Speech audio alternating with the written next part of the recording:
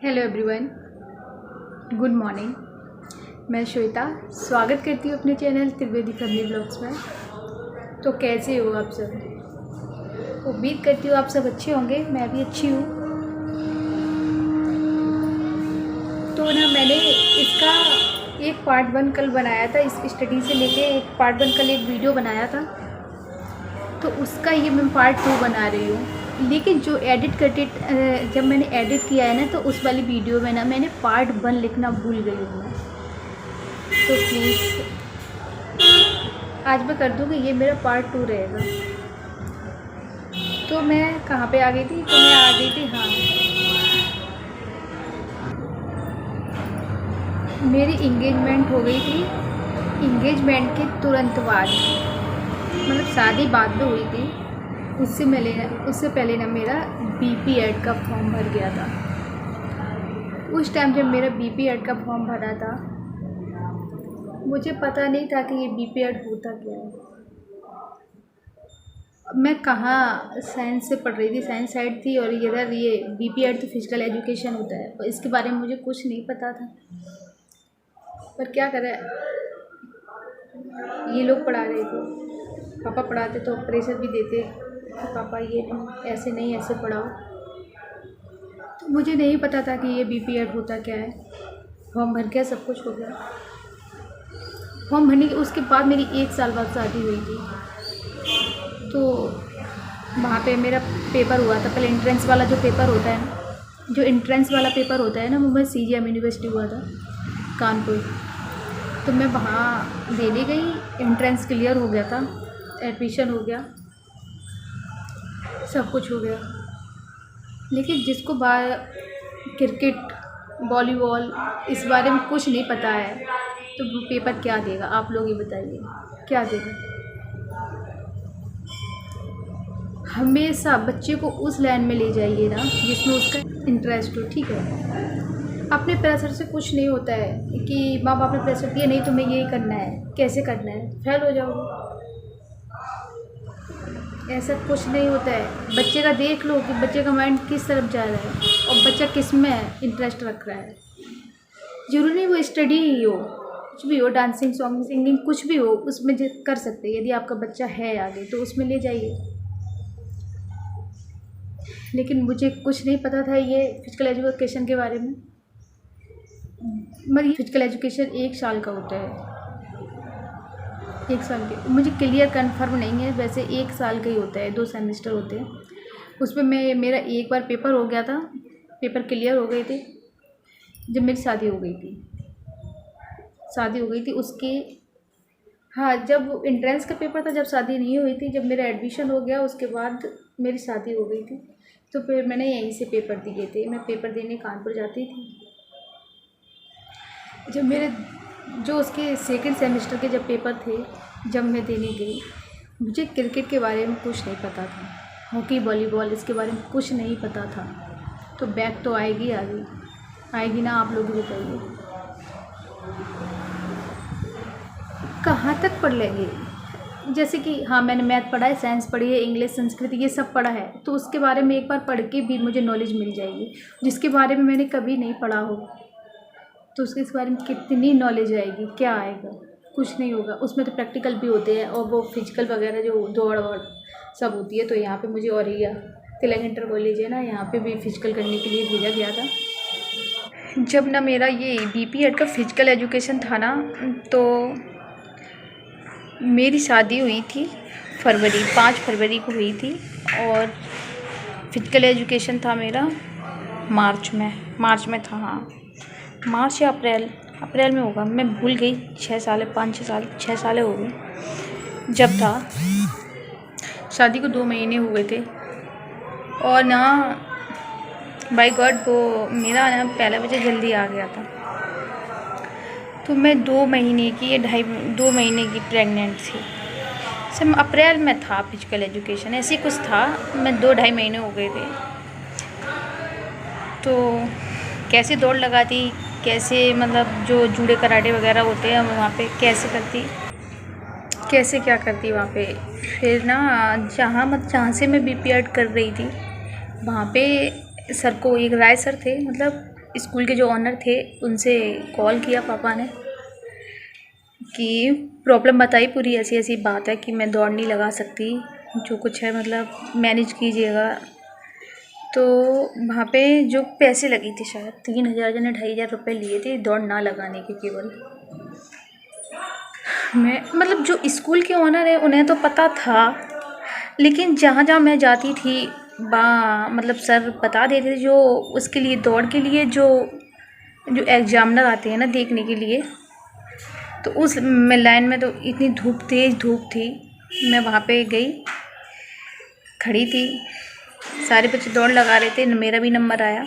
लेकिन उन सर ने मतलब जो राय सर थे उन्होंने बताना, मतलब जो एग्जामिनर थे उन्हें बताना भूल गए कि ऐसे ऐसे मतलब मेरी जो प्रॉब्लम है उन्हें बताना भूल गई। अब वो मेरा नंबर आया, मेरे से बोले जाओ दौड़ लगाओ जाके। अब मैं खड़ी, तो मैंने कहा सर राय सर ने आपको कुछ नहीं बताया?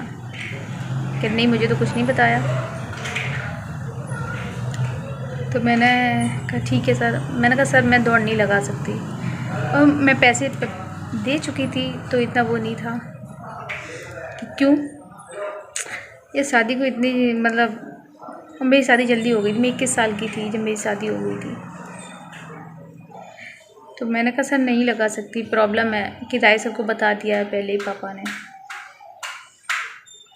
तो उन्होंने फिर मेरे से बोले लगे शादी जो वो पढ़ाई ज़रूरी है, ये सब ज़रूरी है बच्चे। मुझे गुस्सा आ गई, मैंने कहा सर बच्चे भी ज़रूरी है, पढ़ाई भी ज़रूरी है, आप बताइए। यार उन्होंने सबके सामने ऐसे करके बोल दिया। मैंने कहा सर नहीं लगा रही, जाओ। और लेकिन भाई को पता भी नहीं था कि लास्ट में ये बीपीएड छूट जाएगा।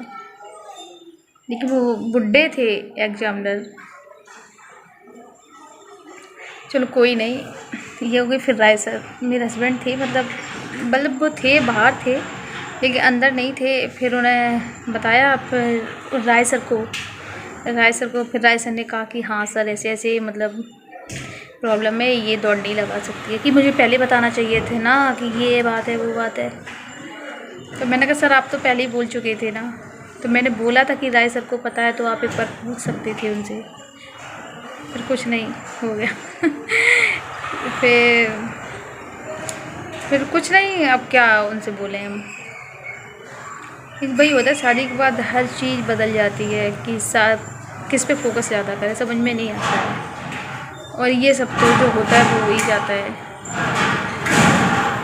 फिर ना मेरी बीपीएड रहा ना वो बच्चा रहा, कुछ नहीं, दोनों हाथ से चले गए। तो पेपर हो गए, सारे पेपर हो गए थे। फिर रिजल्ट चेक हुआ, उसमें मेरी क्रिकेट में बैक आ गई, क्रिकेट वाले पेपर में। मन जब बैक आती है ना तो मन तो गिर ही जाता है ना। एक तो मेरा मन नहीं था ये सब करने का, बैक आ गई। फिर पता नहीं क्या हुआ, जो कुछ हुआ बंद करवा दिया गया, बीपीएड छोड़ दिया गया, बीच में छोड़ दिया। फिर उसके बाद तुरंत उसके बाद फिर बोला कि बीटीसी, बिना पूछे कि बीटीसी में है। फिर बीटीसी के जब एंट्रेंस वाले जो वो फॉर्म भरे गए, उसका फॉर्म भर दिया गया। चलो ठीक है, भर दिया गया। एंट्रेंस वाला पेपर हुआ नहीं, वो मेरिट के बेस पे था। मेरिट, और मेरा फर्स्ट वाली लिस्ट में मेरा नाम आ गया था मेरिट में। तो मुझे आगरा यूनिवर्सिटी स्कूल वो मिला था बीटीसी के लिए। चलो फिर मैं वहाँ चली गई, एक सेमेस्टर रही, एक सेमेस्टर ही रही थी। दूसरे सेमेस्टर में मेरी मन्नत आ गई थी। जैसे तैसे लेके ये बीटीसी कंप्लीट हो गई। जब मन्नत हुई थी तो मेरा ये सेमेस्टर बैक हो गया था। एक बार बैक आ जाए ना तो बैक पे बैक आती रहती है हमेशा। तो मेरा वो वाला सेमेस्टर बैक हुआ, मैं 6 महीने पीछे हो गई। 6 महीने पीछे हो गई, फिर कोरोना लग गया। फिर 2.5 साल इसमें चला गया। तो इसलिए मेरे सब पीछे होता गया मेरा बीटीसी पीछे होने की वजह फिर उसके बाद मेरा 3rd सेमेस्टर में मैथ में बैक हो गई। फिर जाके मेरी बीटीसी कंप्लीट हुई। तो उसके बीच में मैंने सीटेट का फॉर्म डाल दिया था। मेरा सेकंड सेमेस्टर था, थर्ड में मैंने डाला था। सेकंड में डाला, थर्ड में पेपर तब मन्नत मेरी 1.5 साल की थी, मन्नत हो गई थी। 1.5 साल की मन्नत थी जब मैंने सीटेट का फॉर्म भरा था। वो भी मेरा आगरा ही गया था सेंटर। मेरे साथ में स्टडी को लेके जो कुछ है, एक चीज़ है कि लाइफ किसी की सुलझी हुई नहीं होती है। हर किसी की लाइफ में कुछ ना कुछ चलता रहता है। मेरी भी लाइफ है, मैंने भी बहुत कुछ झेला है। इसलिए मैं आप लोगों को बोलती हूँ तो प्लीज़ मेरे चैनल को सब्सक्राइब कर लें। प्लीज़ मेरे चैनल को सब्सक्राइब करें। और मुझे बहुत आगे तक, मुझे बहुत मतलब ज़्यादा बड़ा कुछ नहीं बनना है। बस मेरे चैनल को मतलब लोग मुझे भी जाने, मेरी वीडियो को आगे बढ़ाइए। प्लीज़ मेरी वीडियो को शेयर कीजिए, अपने रिलेटिव जो दोस्त फ्रेंड जो कोई हो, प्लीज़ सपोर्ट कीजिए मेरी हर वीडियो को। और मेरे चैनल को सब्सक्राइब ज़रूर कर लें। प्लीज़ मेरे चैनल को सब्सक्राइब कर लें और कमेंट करके बता दिया करें दीदी जो मेरी मिस्टेक हो तो आप लोग कमेंट करके बता दिया करें दीदी ये है वो है। लेकिन मैं उस पर मतलब फोकस करूँगी, जो कुछ होगा मैं उसे सुधारने की कोशिश करूँगी।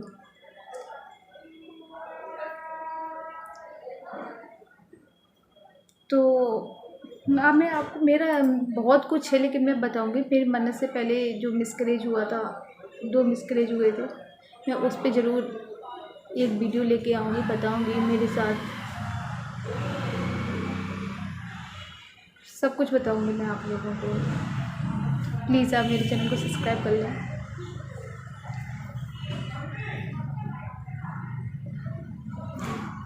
चलो इस वीडियो का ना मैं यहीं पे एंड करूँगी। मिलूँगी आपको एक नई वीडियो के साथ। प्लीज़ सपोर्ट बनाए रखिए। प्लीज़ मेरे चैनल को सब्सक्राइब कर लें। चलो बाय।